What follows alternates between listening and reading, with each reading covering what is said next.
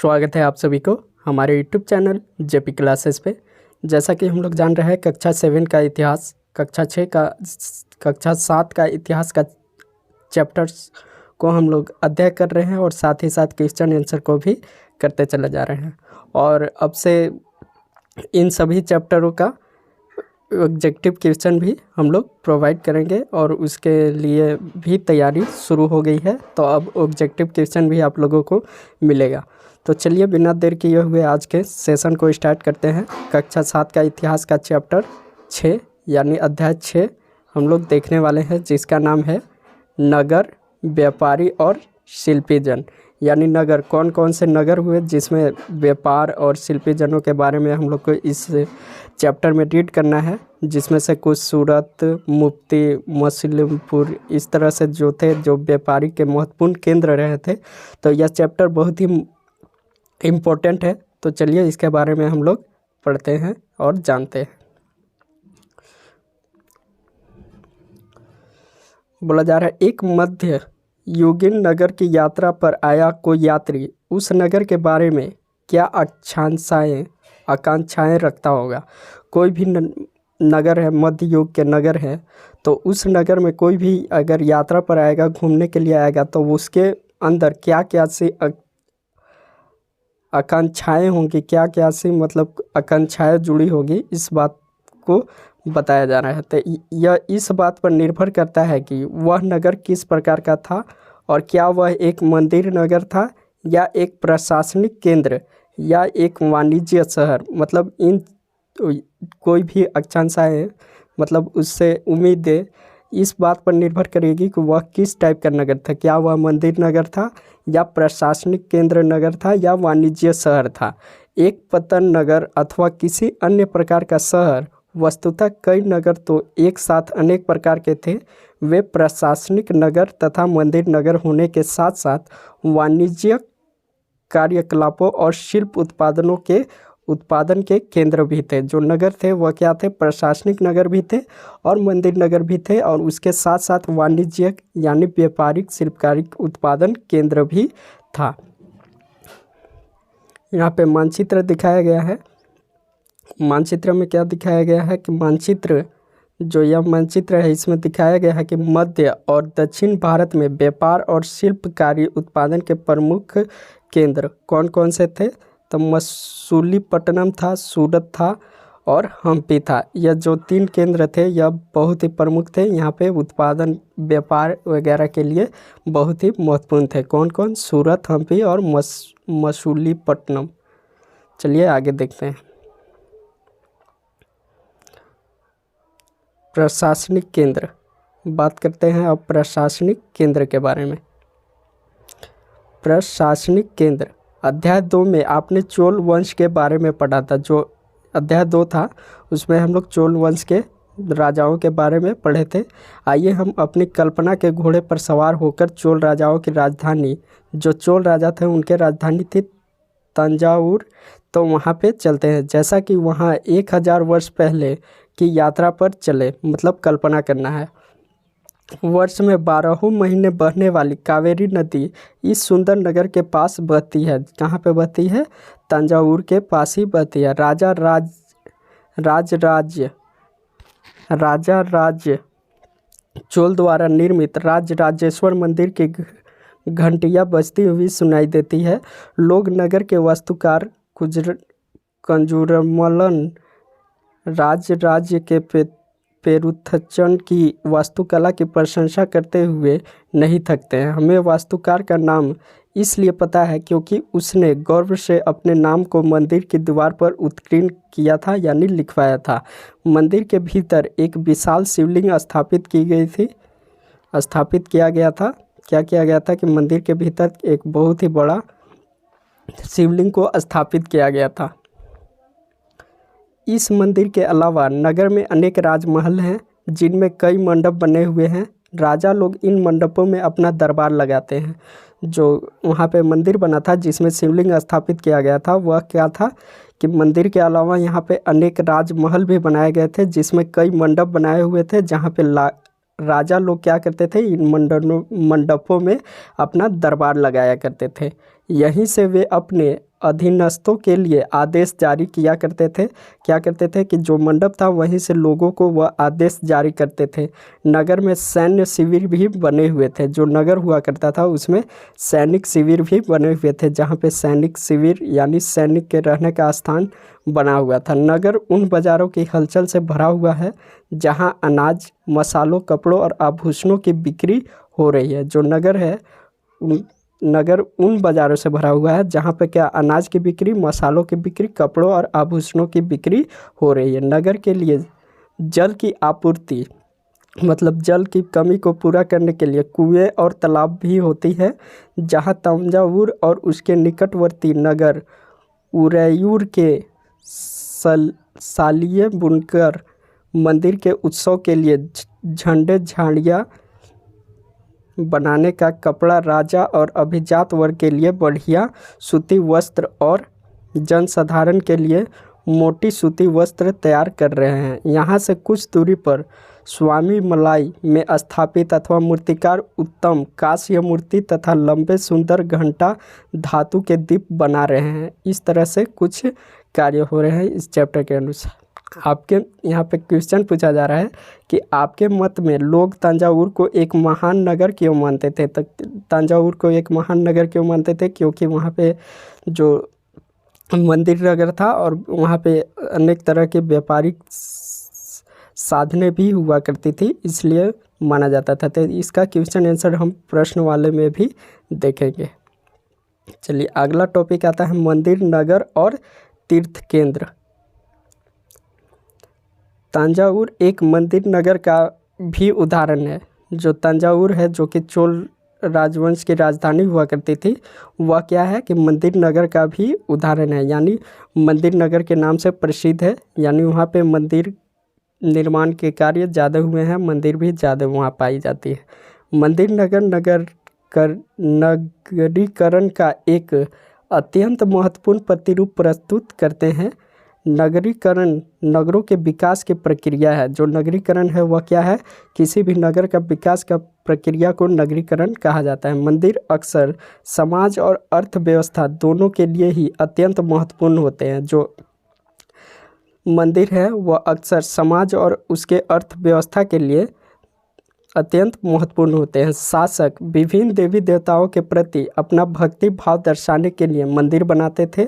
जो राजा होते थे वह अपनी देवी देवताओं के प्रति अपनी भक्ति भाव को दर्शाने के लिए, यानी सबके बीच प्रदर्शित करने के लिए मंदिर का निर्माण करवाते थे। वे मंदिरों को भूमि एवं धन अनुदान में दिया करते थे, जिनकी आय से धार्मिक अनुष्ठान विधि विधान से संपन्न किए जाते थे, यानी यज्ञ वगैरह करवाए जाते थे। तीर्थयात्रियों तथा पुरोहित पंडितों को भोजन कराया जाता था। जो तीर्थयात्री वहाँ पे आते थे, पुरोहित पंडित जो होते थे, उन लोगों को क्या कराया जाता था, भोजन करवाया जाता था। और पर्वोत्सव मनाए जाते थे, पर्व वगैरह भी मनाए जाते थे। मंदिर के दर्शनार्थी भी दान दक्षिणा दिया करते थे। जो मंदिर के दर्शनार्थी होते थे वह भी क्या करते थे, दान दक्षिणा दिया करते थे।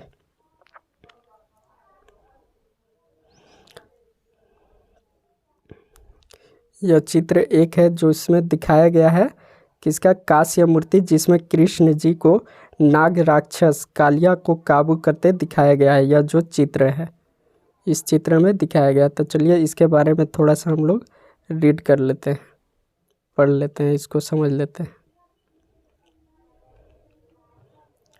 कांसा घंटा धातु और लुप्त मोम तकनीक, मतलब इस कांसा एक मिश्र धातु होती है जो तांबे और रांगे यानी टीन के मेल से बनती है। जो कांसा होती है वह किस चीज़ से, तांबे और टीन को मिलाकर बनाया जाता है।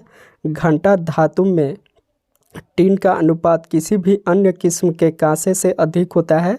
यह घंटे जैसी ध्वनि उत्पन्न करती है। जो कांसा होता है वह घंटे जैसी ध्वनि उत्पन्न करती है, यानी आवाज़ निकालती है। चोलकालीन कांस्य मूर्तियाँ लुप्त मोम तकनीक से बनाई जाती है। जो चोलकालीन कांस्य मूर्तियाँ होती हैं, यानी कांस्य का जो मूर्ति बनता जाता है वह लुप्त मोम के तकनीक से बनाई जाती है। इस प्रविधि के अंतर्गत सर्वप्रथम मोम की एक प्रतिमा बनाई जाती थी। इसके चिकनी मिट्टी से पूरी तरह लिप कर सूखने के लिए छोड़ दिया जाता था। क्या किया जाता था कि चिकनी मिट्टी से पूरी तरह से उस पर लिपा जाता था और उसे सुखाने के लिए छोड़ दिया जाता था। जब वह पूरी तरह सूख जाती थी तो उसे गर्म किया जाता था और उस मिट्टी के आवरण में एक छोटा सा छेद बनाकर उस छेद के रास्ते सारा पिघला हुआ मोम बाहर निकाल लिया जाता था। फिर चिकनी मिट्टी के खाली सांचे में उसी छेद के रास्ते पिघली हुई धातु भर दी जाती थी। जब वह धातु ठंडी होकर ठोस हो जाती थी तो चिकनी मिट्टी के आवरण को सावधानीपूर्वक हटा दिया जाता था और उससे निकलने वाली प्रतिमा यानी मूर्ति को साफ करके चमका दिया जाता था। तो इस तरह से कांस्य मूर्ति का निर्माण किया जाता था, कांस्य विधि का। तो आपके विचार से इन प्रविधि के प्रयोग में क्या क्या लाभ होते थे, तो इसका भी हम लोग क्वेश्चन आंसर में देखेंगे। यह कांस्य मूर्ति बनाया गया है जो इसमें कृष्ण जी को नाग राक्षस कालिया को काबू करते दिखाया गया है। चलिए आगे देखते हैं। मंदिर के कर्ता धर्ता यानी मंदिर के जो भी कर्ता धर्ता होते थे, देख रेख करने वाले, मंदिर के धन को व्यापार एवं साहूकारी में लगाते थे। सैन्य यानी धीरे धीरे समय के साथ बड़ी संख्या में पुरोहित, पुजारी, कामगार, शिल्पी, व्यापारी आदि मंदिर तथा उसके दर्शनार्थियों तथा तीर्थयात्रियों की आवश्यकता को पूरा करने के लिए मंदिर के आसपास बसते गए। क्या हुआ कि उनके जो भी देख रेख थे और उनके कामकाज को पूरा करने के लिए मंदिर के ही आसपास बसने लगे। इस प्रकार मंदिर नगरों का विकास हुआ। इस तरह से क्या हुआ कि मंदिर के अगल बगल जो था वह नगरों का विकास हुआ। इसी रीति से मंदिर के चारों ओर अनेक नगरों का आविर्भाव हुआ यानी उत्पन्न हुआ। जैसे मध्य प्रदेश में भिल्लम स्वामी यानी भिलासा या विदिशा और गुजरात में सोमनाथ, कुछ अन्य महत्वपूर्ण मंदिर नगर तमिलनाडु में कांचीपुरम तथा मैदुरै और आंध्र प्रदेश में तिरुपति है। इस तरह से विकसित हुए थे।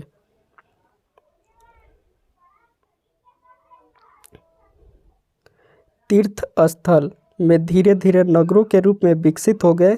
वृंदावन जो कि उत्तर प्रदेश में स्थित है, जो वृंदावन है वह उत्तर प्रदेश में स्थित है, और तिरुवन्नमलाई यानी जो कि तमिलनाडु में स्थित है। ऐसे नगरों के दो उदाहरण है जो अजमेर राजस्थान में स्थित है। 12वीं शताब्दी में चौहान राजाओं की राजधानी था और आगे चलकर मुगलों के शासन में वह सूबा यानी मुख्यालय बन गया। सूबा का मतलब होता है मुख्यालय, सूबा का मुख्यालय बन गया था। और यह नगर धार्मिक अस्तित्व का एक उत्कृष्ट उदाहरण प्रस्तुत करता है जो कि सप्रधि सूफी संत यानी ख्वाजा मुइनुद्दीन चिश्ती, जिसके बारे में हम लोग अध्याय 8 में भी देखेंगे, यहाँ 12वीं शताब्दी में बस गए थे और उनके दर्शनार्थी को श्रद्धालु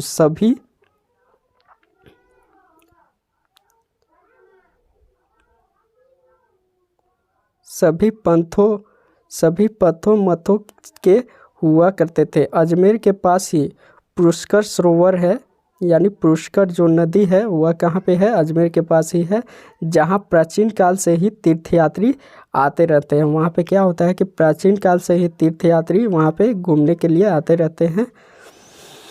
छोटे नगरों का संजाल 8वीं शताब्दी से ही उपमहाद्वीप के अनेक छोटे छोटे नगरों का संजाल सा बिछने लगा था। संभवतः उनका प्रादुर्भाव यानी उत्पन्न बड़े बड़े गांवों से हुआ था। उनमें आमतौर पर एक मंडपिका जिसे मंडी कहा जाने लगा, इस तरह से होती थी, जहां आसपास के गांव वाले अपनी उपज बेचने के लिए लाते थे। उनमें से ऐसी गलतियां थी जहां दुकानें एवं बाजार थे जिन्हें बाद में हाट कहा जाने लगा था। इसके अलावा भिन्न प्रकार के कारीगरों तथा शिल्पियों जैसे कुम्हार, तेलियों, शक्कर बनाने वाले, ताड़ी बनाने वाले, सुनार, लोहार, पत्थर तोड़ने वाले आदि के अलग अलग बाजार हुआ करते थे।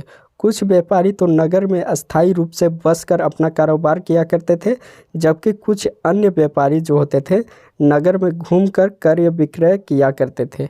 आसपास और दूर दराज के व्यापारी इन नगरों में स्थानीय उपज खरीदने और दूरवर्ती स्थानों के उत्पादन जैसे घोड़े, नमक, कपूर, केसर, पान सुपारी और काली मिर्च जैसे मसाले बेचने के लिए भी आया करते थे। दूर दराज से भी लोग यहाँ पे इस मंडी में व्यापार करने के लिए आया करते थे।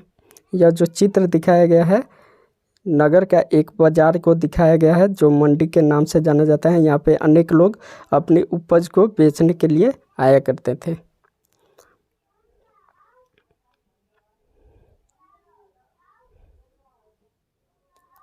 आमतौर पर कोई सामंत यानी परवर्ती काल का जमींदार इन नगरों में या तो इनके आसपास किलेबंदी कर महल बना लेते थे या ऐसे सामंत व्यापारी शिल्पकारों तथा उनके व्यापार की वस्तुओं पर कर लगा देते थे और कभी कभी इन करों के संग्रहण का अधिकार उन स्थानीय मंदिरों को प्रदान कर दिया करते थे जिनका निर्माण स्वयं उनके द्वारा या व्यापारियों द्वारा कराया गया होता था। ऐसे अधिकारों का उल्लेख अभिलेखों में किया गया है। जो इस तरह का अधिकार है उसका उल्लेख अभिलेखों से हमें पता चलता है जो आज भी पाए जाते हैं।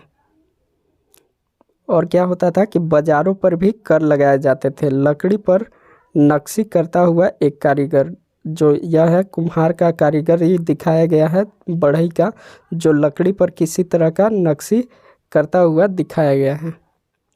बाजारों पर लगाए गए कर, बाजारों पर लगाए गए कर, यह राजस्थान से प्राप्त एक 10वीं शताब्दी के अभिलेख का सारांश है, यानी छोटा सा भाग है जिसमें वे शुल्क दिए गए हैं जो मंदिर पर प्राधिकारियों द्वारा वस्तुओं के रूप में वसूल किए जा सकते हैं, जैसे शक्कर और गुड़, रंग, धागा, रुई, नारियल, नमक, सुपारी, मक्खन, तिल के तेल और कपड़े पर कर लगाए जाते थे। इसके अलावा इन सभी के अलावा और क्या, व्यापारियों पर धातु की चीज़ें बेचने वाले अश्वकों, तेल, पशु चारे और अनाज के बोरों पर भी कर लगाए जाते थे। इनमें से कुछ कर तो वस्तु रूप में और कुछ अन्य नगद रूप में भी वसूले जाते थे। आज बाजार पर लगने वाले करों के बारे में कुछ और जानकारियाँ प्राप्त करें और इन्हें कौन इकट्ठा करता है, वे किस प्रकार वसूल किए जाते हैं और उनका प्रयोग किस काम के लिए होता है, तो इसका हम लोग क्वेश्चन आंसर में भी इसका हम लोग देख लेंगे।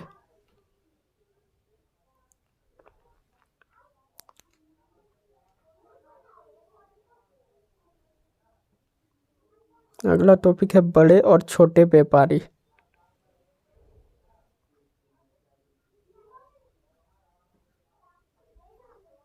बड़े और छोटे व्यापारी, व्यापारी कई प्रकार के हुआ करते थे। जो व्यापारी थे, व्यापार करने वाले, वह कई प्रकार के होते थे।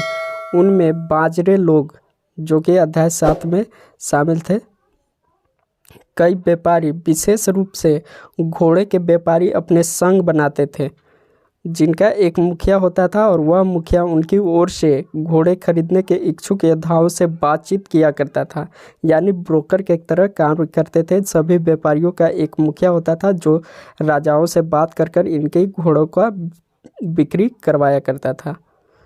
चूँकि व्यापारियों को अनेक राज्यों तथा जंगलों से होकर गुजरना पड़ता था, और ऐसा इसलिए होता था क्योंकि उनको अनेक राज्यों और जंगलों से होकर गुजरना पड़ता था, इसलिए वे आमतौर पर काफ़िले बनाकर एक साथ यात्रा किया करते थे और अपने हितों की रक्षा के लिए व्यापार संघ का निर्माण किया करते थे, बनाते थे, जिसे गिल्ड के नाम से भी जाना जाता है। दक्षिण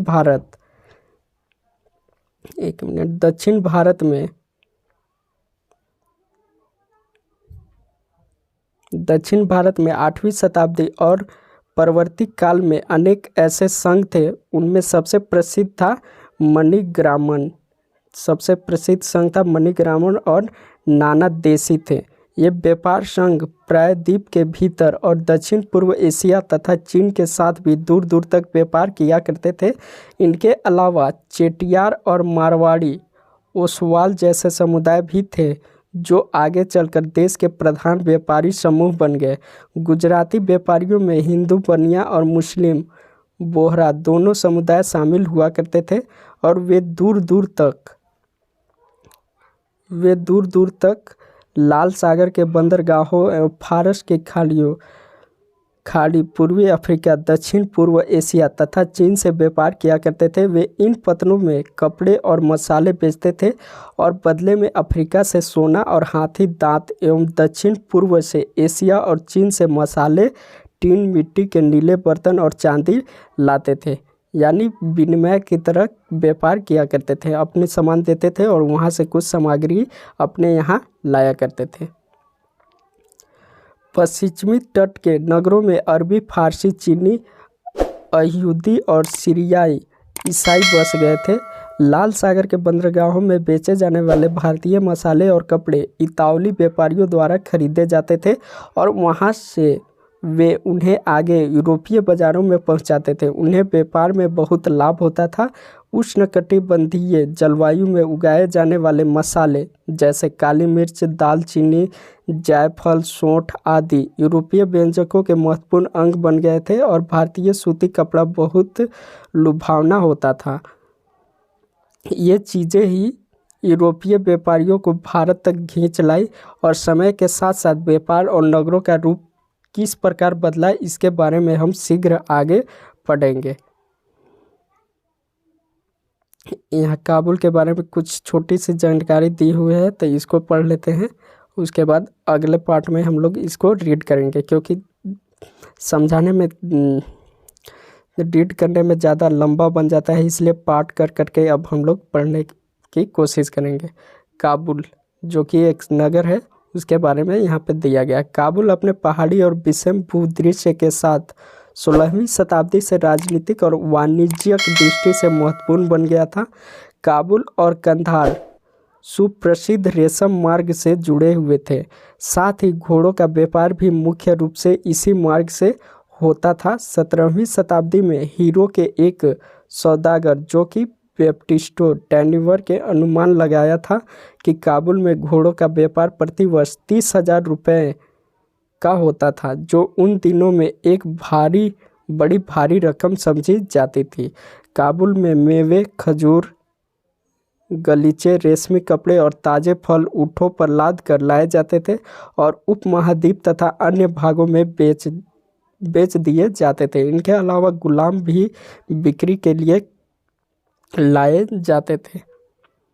तो चलिए आज का टॉपिक यहीं तक रखते हैं। इससे आगे का चैप्टर अगले वीडियोज़ में हम लोग रीड करेंगे। तो मिलते हैं नेक्स्ट वीडियो में, तब तक के लिए बाय। जय हिंद, जय भारत। अगर वीडियो पसंद आए तो लाइक, शेयर, कमेंट करना ना भूलें। चलिए मिलते हैं नेक्स्ट वीडियो में।